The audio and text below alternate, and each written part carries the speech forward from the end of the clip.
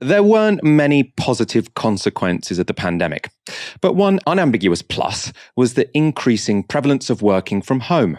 Less time commuting, less time spent on stale sandwiches, and more control of one's time has made some degree of home working popular across Britain. But as with all good things in life, the Daily Mail wants it gone. They've been pursuing an obsessive campaign against home working. On Monday, they wrote, "British workers lead the world in, capital letters, refusing to return to the office. UK tops table of nations with most staff clinging to post-pandemic working from home lifestyle, with women at the vanguard of Flexodus." Goddamn women working from home. Why wouldn't they possibly want to go into these workplaces like the House of Commons where 1 in 8 MPs are accused of sexual harassment? What could possibly explain that? In that same edition, this article appeared, "Working from home is woeful for your health. A fifth of those working from home exercise less, a third are eating more, and the toll could take years to tackle," says BP. I mean, if a fifth of those working from home are exercising less, how many of those are exercising more? And if a third of them are eating more, how many of them are eating less? This doesn't strike me as a particularly scientific headline. And I do not believe that the Daily Mail have our interests at heart when they are trying to get us back into the workplace. It got to a new level of ridiculous this Wednesday. This was the front page. The charge being made is that the Bank of England's inability to control inflation is because too many of its staff work from home. It's a tenuous claim to say the least, and the article never even bothers to try to explain why Bank of England staff working from home is making the organisation less effective. The article does, however, report on local hospitality. So they say the head of a restaurant close to the bank said officials used to book a table for about 40 people once or twice a week pre-COVID. Now maybe it's once or twice a month, said the boss speaking anonymously. Melissa Manu, a barista at a Costa coffee shop near the bank, said custom was about 50 to 75% of pre-COVID levels, and the shop had cut staff from 6 to 4. So the headline saying, the reason we got such high inflation is because the Bank of England workers, they're working from home. The only evidence they give us is that people are going to the restaurants near the Bank of England less. There's no causal relation between those two things. But the Daily Mail can make up for their poor argumentation by drawing on powerful allies. Last weekend, the Mail on Sunday were granted an interview with Boris Johnson, and surprise, surprise, they led with this.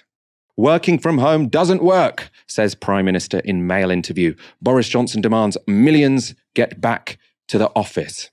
Johnson is quoted as saying, "My experience of working from home is you spend an awful lot of time making another cup of coffee and then, getting up, walking very slowly to the fridge, hacking off a small piece of cheese, then walking very slowly back to your laptop and then forgetting what it was you're doing. I believe in the workplace environment, and I think that will help to drive up productivity. It will get our city centres moving in the weekdays, and it will be good for mass transit.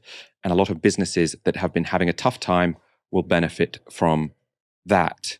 A slightly worrying comment, given that Boris Johnson's office is in the same building as his home.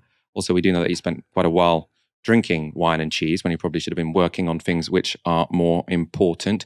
But nevertheless, I will take him at his word. Potentially when he's in his flat, he is less efficient than when he's in the office downstairs, and he has never seemed to be a man with much self-control. But those comments he made there, it's not what actual research suggests about the rest of us. A recent study by the women's workplace charity Catalyst found this.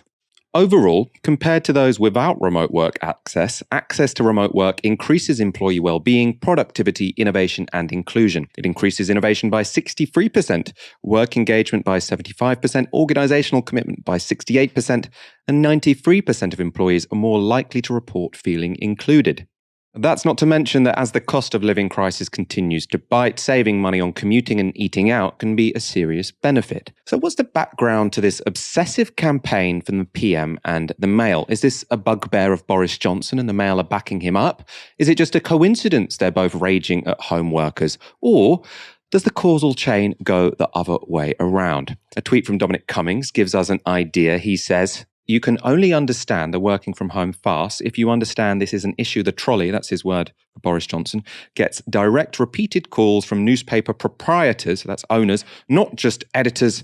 It's killing us. Tell us what you want in return, but you must get commuters back since April 2020. So as ever, the tweet needs a little translation. Dominic Cummings has a way with words. But what he's saying is that newspaper owners are desperate to get people back into offices for financial reasons so they can sell more papers.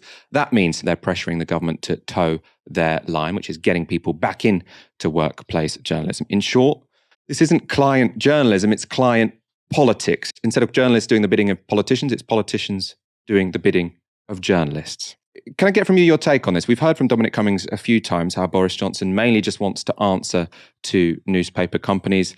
The evidence keeps on coming. If you look at the data, then newspapers that rely on the sort of commuters like the Metro and the Daily Mail, DMGT, who own them both, have had this disastrous slide in revenue, which I think we were citing. It's, from 2019, revenue has gone down from 79 million to 26 million last year, which maybe clues us in a little bit to why the Daily Mail might be against this or why the editorship of the Daily Mail may not be in favour of working from home. I also think it's just part of the culture war. It's another subject where they can say, these liberal people want to work from home and slack off and eat cheese, instead of focusing perhaps on the very real disintegration of the government in front of them and, the cost of living crisis that is maybe meaning that people won't be able to afford the cheese that they're talking about while working from home. So, most of what the Daily Mail talks about is absolute nonsense. What's interesting about the Daily Mail is, as well as its circulation dropping, it's in line with other sort of print papers anyway. So I think in Sam Friedman's most recent newsletter, which is called Communist Freed, and I tend to read because I find it quite interesting analysis, then he pointed out that the combined circulation, daily circulation of the Daily Mail, the Express, the Telegraph, and I think the Sun was now below 2.5 million, which is a real drop in influence, right? And even though the Telegraph and the Times both say that their digital subscriber base is around 400,000, the Guardian claimed their digital subscriber base is around 900,000. The most popular news source in the UK is still the BBC, and I think it was something like 2 billion people access the BBC in February 2021. So when we talk about the sort of influence these papers have, I do think sometimes it's not as much as we might believe. They just tend to reflect the sort of establishment views we're seeing. But often there's a conversation simply going on between, say, Boris Johnson and the Telegraph, going back and forth. And the problem is that these papers, these media bases, have outsized influence on the people making these decisions, making this legislation. But there's been a sea change in working from home culture, and I don't see it reversing anytime soon unless Boris does something really unpopular and wild, like bring in legislation to make people go back to the office, which I feel confident saying is not going to happen, despite much of the draconian legislation they brought in elsewhere. So essentially what I'm saying is the Daily Mail are once again just trying to fill column inches and because no one's reading the paper.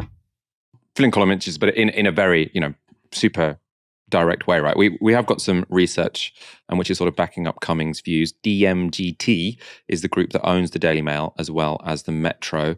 And as to their recent fortunes, so as to the Metro's recent fortunes, the Press Gazette reports Metro has seen a disastrous slide in revenue due to the pandemic from £79 million in 2019 to £26 million last year, and was said to have made a substantial loss in the year. So DMGT, that's the owner, said the business has been severely affected by lower commuter volumes and the weak print advertising market. So Metro, Daily Mail, owned by the same people. Metro losing shed loads of money because people aren't taking the tube anymore. Obviously, they get their money from advertisers who want commuters to look at those pages. Commuters aren't looking at those pages. They call up Boris Johnson, please, can you join our campaign to make sure that everyone comes into work? And obviously, they can't be honest about the real reason. So they have to make up all these bogus reasons about, if you don't go into the workplace, this is going to make it difficult for younger workers. If you don't go into the workplace, it's going to make your organizations very unproductive. All the research shows the opposite. I mean, I have to say, I'm in favor of hybrid working. I wouldn't want to always work from home, but I like half working from home, half working in the office, what most people at Novara Media do. And I think, revealed preference, which is, people acting on their desires, suggests that that's what most people like to do. And the Conservatives have made it. As you say, I think that they are making it a culture war issue, as well as one which has, the financial interests of their pals in the press at heart, and their pals in the landlord sector, by the way, because it is people who own office buildings in the middle of big cities that are also pretty annoyed at people not going into the office. And probably one of the reasons why they're not so worried about putting forward sort of a policy to get people back into their workplaces is because most of their voters are pensioners anyway. The Tories' re-election campaign has nothing to do with workers. It has nothing to do with wages. All it has to do is with house prices and pensioners in key constituencies, essentially. Obviously, this is not, I don't want class war against pensioners. I'm just saying there is a reason that the Conservatives seem to disregard so greatly the desires of people who have jobs. Because it's quite a cross-class thing, this. It's not just people at the bottom of the income spectrum being affected by this. People across the income spectrum are enjoying hybrid working. Moya, finally from you, are they going to succeed? Are they going to manage to bully people back into the workplace? Obviously, Jacob Rees-Mogg in the civil service is doing these weird passive-aggressive notes. You can't leave passive-aggressive notes on every workplace in the country. How are they going to make this happen?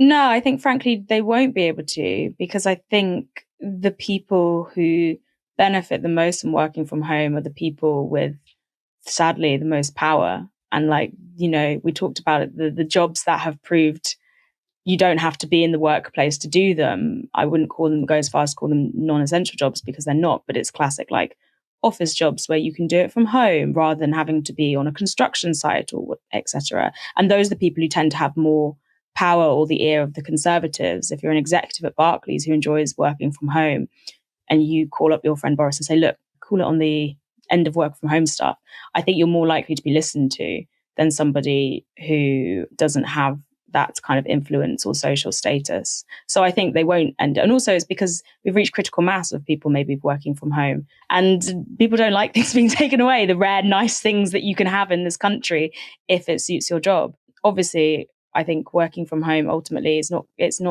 sadly, not everyone can do it. It doesn't suit everybody, as you talked about. What we really should be aiming for is a hybrid, flexible working that's tailored to different people's needs. The same way I feel about unlimited holiday, which has come up recently because Goldman Sachs have been offering it to only senior staff and not junior staff, or, for example, the 4-day working week. None of these things should be blanket imposed or taken away. We should be trying to find the best way of working for workers in this country. But yet, the government and the people who pretend to be also on the side of workers in Parliament, like the Labour Party, don't really seem to be looking out for that at all. Once again, it's always representing business interests as opposed to the people making that business profitable in the first place. Tysky Sour is free for all to access. We're not behind a paywall. We don't have ad partnerships. And we will never answer to the super rich. We provide independent analysis, thorough reporting on the issues drastically impacting our lives. And we do all this thanks to our regular supporters. Join them from just £1 per month and donate anything you can at novaramedia.com/support. We couldn't make the show without you.